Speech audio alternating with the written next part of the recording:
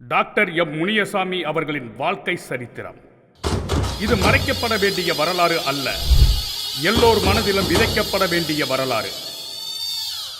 சாமானிய குடும்பத்தில் பிறந்த ஒரு சாதனை மன்னனின் சரித்திரம் இது. இதோ அவரது வாழ்க்கை பயணம். விருதுநகர் மாவட்டம் ராஜபாளையம் நகரம் தெற்கு மலையடிப்பட்டி ராமகிருஷ்ணா மடம் பின்புறம் புதுக்கூடி தெரு. 1985 மாரியப்பன் குருவம்மாள் ஆகிய தம்பதிக்கு மகனாக பிறந்தார். தனது தொடக்க கல்வியை ராமகிருஷ்ணா மடத்தில் ஆரம்பித்தார். அதன் பின்பு தனது மேல்நிலை படிப்பை PACR ராமசாமி ராஜா மேல்நிலை பள்ளியில் படித்து முடித்தார். BSc பிசிக்கல் எஜுகேஷன் படிப்பை 2002 to 2005 AJ கல்லூரி சிவகாசியிலும், அதன் பின்பு BA பட்டப்படிப்பை 2005 to 2006 ஸ்ரீ ராமகிருஷ்ணா மிஷன் மாருதி கல்லூரி கோயம்புத்தூரிலும், அதன் பின்பு மாஸ்டர் ஆஃப் பிசிக்கல் எஜுகேஷன் பட்டப்படிப்பை பாரதியார் யூனிவர்சிட்டி கோயம்புத்தூரில் 2008 முடித்தார். அதன் பின்பு MBL பாரதியார் யூனிவர்சிட்டியில் பட்டப்படிப்பையும் முடித்தார். அதன் பின்பு PhD டாக்டர் பட்டமும் KPR கல்லூரியில் பெற்றார்.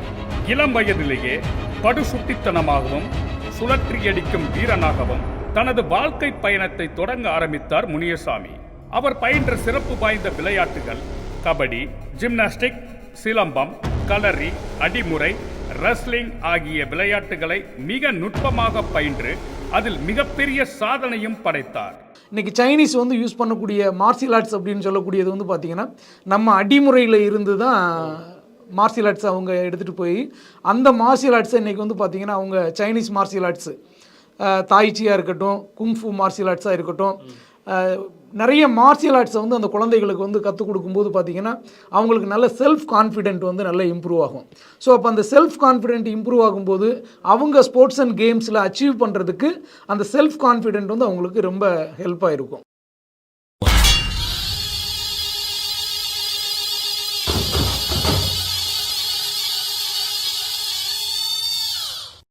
ராஜபாளையம் நகரில் மலையரசன் என்னும் கபடி குழுவை அந்த மாவட்டத்திலேயே தலைச்சிறந்த அணியாக மாற்றுவதற்காக முழுவதுமாக தன்னை ஈடுபடுத்திக் கொண்டு பல தகுதி வாய்ந்த வீரர்களை உருவாக்கினார்.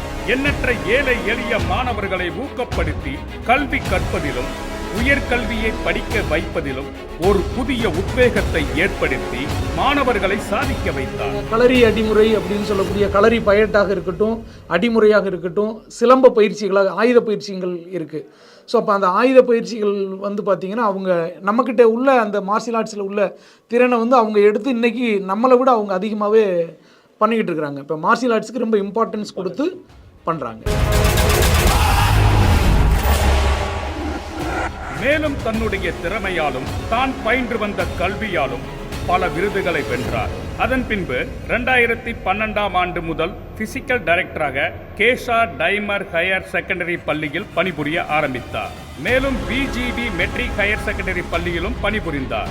அதன் பின்பு 2013 மற்றும் 2016 வரை director of physical education in Ratnam technical campus கோயம்புத்தூரிலும் பணிபுரிந்தார். அதன் பின்பு 2016 முதல் 2020 வரை சங்கரா காலேஜில் பிசிக்கல் எஜுகேஷன் டைரக்டராக பணிபுரிந்தார். மற்றவர்கள் கனவிலும் செய்ய முடியாத காரியங்களை சர்வசாதாரணமாக செய்து முடிக்கும் வல்லமை பொருந்தியவராகவே முனியசாமி வாழ்ந்து வந்தார். எந்த முடிவை எப்போது எடுப்பார் என்று தெரியாது. எடுத்த முடிவை கைவிடாமல் அதை தலைகீழாக புரட்டி போடும் அளவிற்கு சாதனைகளை மிக அசாத்தியமாக செய்து முடிப்பார். தான் கற்றுக்கொண்ட கலைகளை மற்றவர்களுக்கு சொல்லித் தருவதில் வல்லவராகவே திகழ்ந்தார். அவருக்கு வழங்கப்பட்ட விருதுகள் இதோ. Best teacher award Rathnam group of கல்லூரியில் 2015 பெற்றார். நான் பார்த்தீங்கன்னா வேர்ல்டு சாம்பியன்ஷிப் 2010 இந்தோனேஷியாவில் நடந்த வேர்ல்டு பென்சாக்சலைட் சாம்பியன்ஷிப் நாங்கள் அட்டன் பண்ணிட்டு வந்திருக்கிறோம். அது போக நிறைய வேர்ல்டு சாம்பியன்ஷிப் நடத்தியிருக்கிறோம். நம்மளுடைய மார்ஷியல் ஆர்ட்ஸு, சிலம்பம் மார்ஷியல் ஆர்ட்ஸுக்காக நிறைய சாம்பியன்ஷிப்லாம் நடத்தியிருக்கிறோம். ஸோ அதிலெல்லாம் நான் டெக்னிக்கல் டைரக்டரெலாம் இருக்கிறேன். ஸோ இப்போ பார்த்திங்கன்னா இந்த களரி அடிமுறை அப்படின்னு சொல்லக்கூடிய தற்காப்பு கலைகளில் வேர்ல்டு ஃபெடரேஷன் ஆஃப் களரி அடிமுறை அப்படிங்கிறதுல R&D டைரக்டராக நம்மளை வச்சுருக்கிறாங்க. ஸோ நம்ம அந்த ஒர்க்கெல்லாம் நம்ம பண்ணி கொடுக்குறோம். ஆனால் நம்மளுடைய கண்ட்ரியில், நம்மளுடைய மாநிலத்தில் நாம் பண்ணக்கூடிய அச்சீவ்மெண்ட்ஸுக்கு சரியான ஒரு ரெக்கக்னேஷன் இருக்குதா அப்படிங்கிறத சர்ச் பண்ணிக்கிட்டு தான் இருக்கிறாங்க. ஸோ அதை வந்து சரியான முறைகளில் தேர்வு செய்து, இப்போ எக்ஸாம்பிள் நான் இப்போ பிஜிடிஆர்பி எக்ஸாமில் வந்து பார்த்தீங்கன்னா 93 மார்க்ஸ் நான் வாங்கினேன். 93 மார்க்ஸ் வாங்கியிருக்கிறேன். கபடியில் வந்து பார்த்தீங்கன்னா 3 ஃபார்ம் 3 சர்டிஃபிகேட்ஸ் வச்சுருக்கிறேன். வேர்ல்டு சாம்பியன்ஷிப்ஸு அட்டன் பண்ணிட்டு வந்திருக்கிறேன். ஸோ அப்போ அந்த ஸ்போர்ட்ஸ் சர்டிஃபிகேட்ஸு இன்றைக்கி வந்து அந்த ஜிஓ காப்பியில் வந்து பார்த்திங்கன்னா சரியாக இருக்குதா அப்படிங்கிறது ரொம்ப நாளாக எழுத்து கொண்டு போய்கிட்டு இருக்கிறாங்க. இப்போ வந்து நான் வந்து படித்து 94 மார்க்ஸ் வாங்கியிருக்கிறேன். விளையாண்டு சர்டிஃபிகேட்ஸ் எல்லாம் வாங்கியிருக்கிறேன். பட் எனக்கு ஏன் வந்து டிலே ஆகுது? அப்போ இந்த டிலே ஆகிறதுனால தான் ஸ்போர்ட்ஸ் டெவலப் ஆகாமல் இருக்குது அப்படிங்கிற மாதிரியான மன வருத்தம் இருக்குது. சிலம்பம், களரி போன்ற விளையாட்டுகளுக்காக வெளிநாட்டு பயணமாக Malaysia, Indonesia, Myanmar, Thailand, Sri Lanka, south Korea ஆகிய நாடுகளில் பங்கேற்று வேர்ல்டு சிலம்பம் 2nd சாம்பியன்ஷிப் மற்றும் 3rd சாம்பியன்ஷிப் போன்ற பதக்கங்களையும் பெற்றார். ஃபிசிக்கல் எஜுகேஷனில் படித்தவங்க நிறைய பேர் ஃபார்ம் 3 சர்டிஃபிகேட்ஸ் வச்சுருக்கிறாங்க, ஃபார்ம் 2 சர்டிஃபிகேட்ஸ் எல்லாம் வச்சுருக்கிறாங்க. அவங்க விளையாட்டு திறன் வந்து அதிகமாக இருக்கிறதுனால அவங்க படிப்பு திறனில் அக்கறை செலுத்துறது கொஞ்சம் கம்மியாக இருக்குது. இப்போ நான் வந்து பார்த்திங்கன்னா என்னுடைய வாழ்வாதாரம், நான் இருக்கக்கூடிய சூழ்நிலை, என்னுடைய குடும்ப சூழ்நிலைக்காக நான் என்ன பண்ணுறேன், படித்து நான் பாருங்கள், எனக்கு இப்போ ஒரு 38 ஏஜ்.